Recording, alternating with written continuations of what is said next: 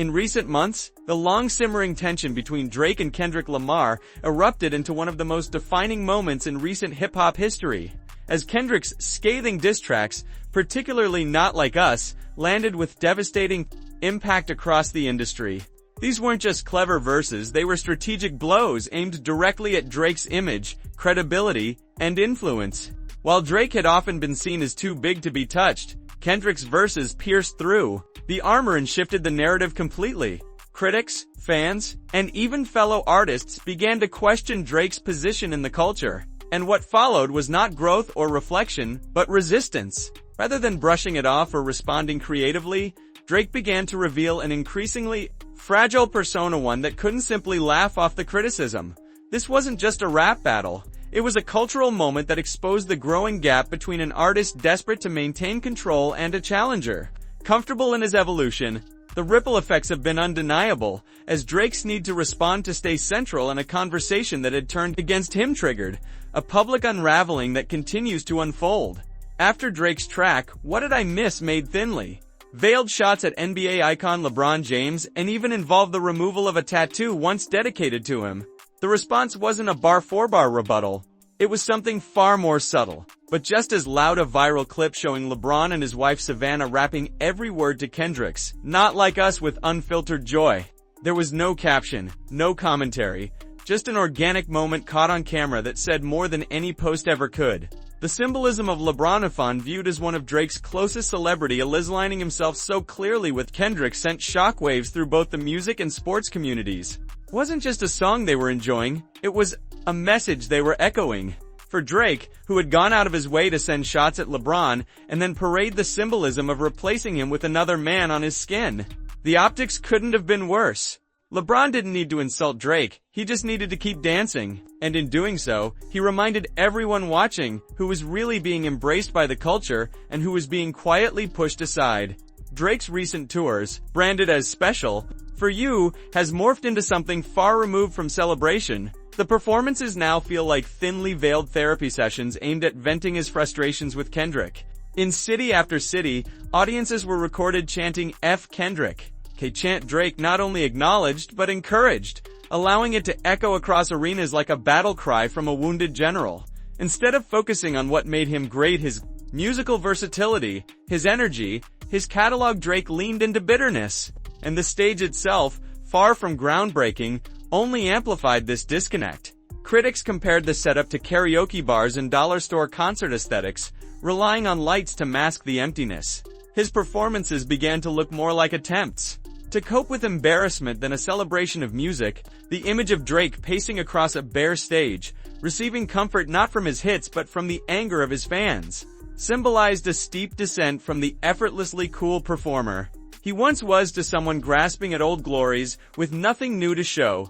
As the backlash against Kendrick gained traction in OVO circles, the frustration found a new target: Tyler, the Creator. With the release of his 9th studio album, Don't Tap the Glass, Tyler drew praise for once again pushing creative boundaries, and that praise seemed to infuriate Drake's loyalists. They began spinning a narrative that Tyler had copied Drake's much-criticized dance album, honestly, Nevermind, accusing him of mimicking tracks like Nokia with songs such as Ring Ring, but the comparisons fell flat.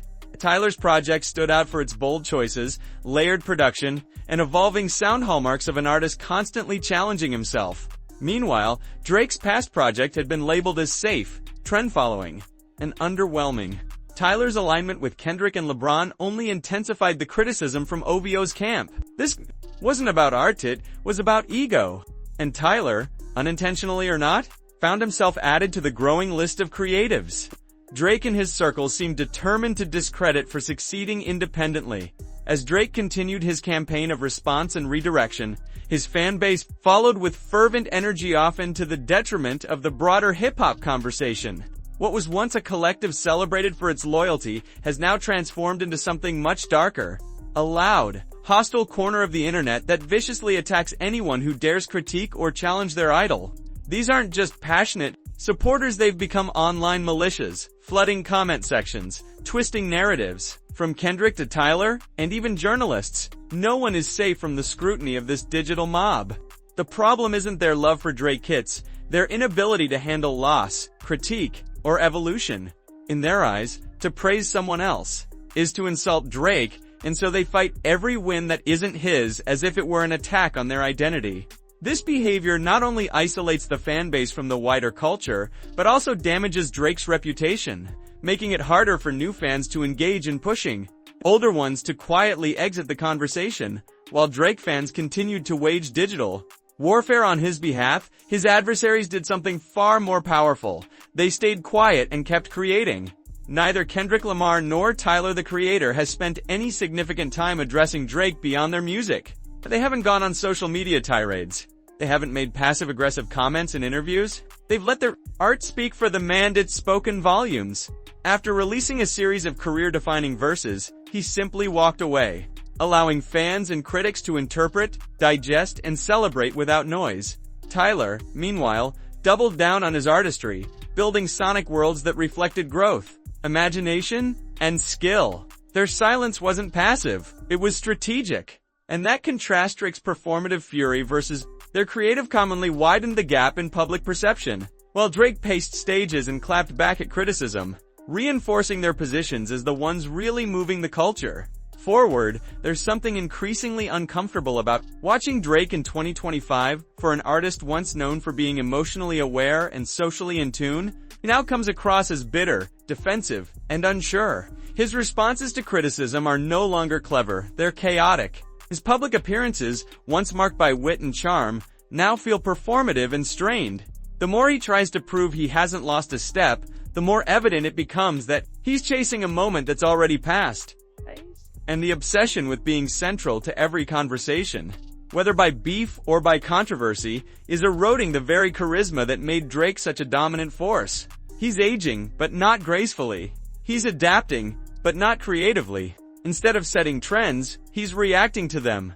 And in doing so, he's revealing a truth that many long suspected but few expected to see confirmed so plainly, that beneath the confident persona lies an artist, deeply unsure of how to stay relevant in a world that's evolving faster than his formula can keep up with. Even as he continues to rack up streams and sell out venues, Drake's influence feels diminished not in volume, but in value. He remains a name, but not the name. His cultural capital is waning, replaced by artists who not only understand where the culture is going, but are actively shaping it. He's still famous, still wealthy, still visible, but no longer central. This shift isn't happening because of one bad album or a single beef. It's the cumulative effect of a pattern. Drake's recent choices suggest a preoccupation with attention over artistry, with clout over craft. And that preoccupation has cost him the respect of critics, peers, and even some fans. Where he once defined the sound of a generation, he now seems like an echo of it, still loud but fading. Drake fans aren't upset because these artists are untalented. They're upset because these artists are winning without playing Drake's game. Drake is criticized as a distraction from the truth. One album was inspired and original. The other wasn't.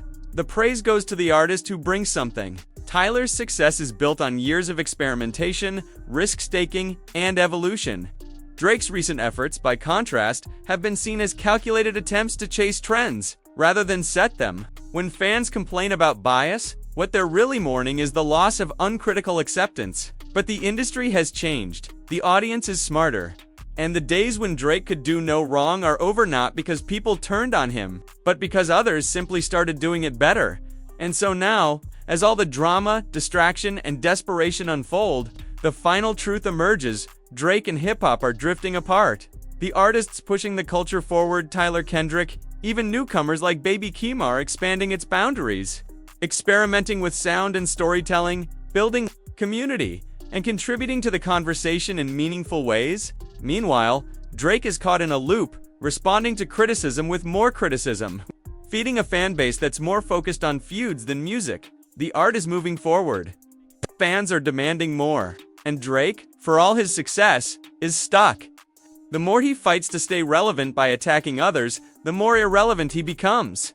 This isn't about cancellation, it's about transformation and whether or not an artist who once redefined the game is willing or able to do it again. Because as the culture celebrates its future, it's becoming painfully clear that Drake's trying to hold on to a past that simply won't come back.